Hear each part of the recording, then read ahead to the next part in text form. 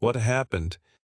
On December 25, 2025, Christmas Day, the United States conducted airstrikes against Islamic State, ISIL, militants in northwest Nigeria's Sokoto state.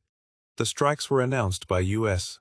President Donald Trump, who described them as powerful and deadly, saying they targeted militants who had been viciously killing primarily innocent Christians.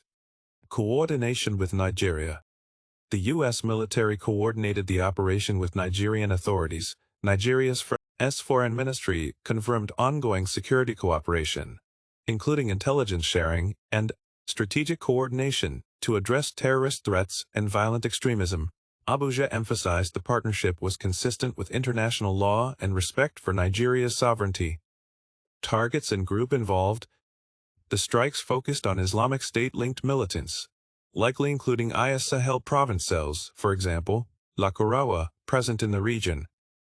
The U.S. Africa Command said the operation resulted in multiple enemy fatalities, though exact numbers and detailed targets weren't publicly disclosed. U.S. rationale and framing. President Trump repeatedly framed the strikes as retaliation for attacks on Christians and had earlier placed Nigeria on a U.S. watch list for alleged persecution of Christians. This religious framing has drawn criticism, as analysts and Nigerian officials note that violence from jihadist groups affects both Muslim and Christian civilians amid broader insecurity. The broader context. The action is part of ongoing counterterrorism cooperation between the U.S. and Nigeria, as both face long-term threats from jihadist groups like Islamic State, West Africa Province, and Boko Haram. The strike marks a notable escalation of U.S. military involvement in Nigeria's fight against Islamist extremists.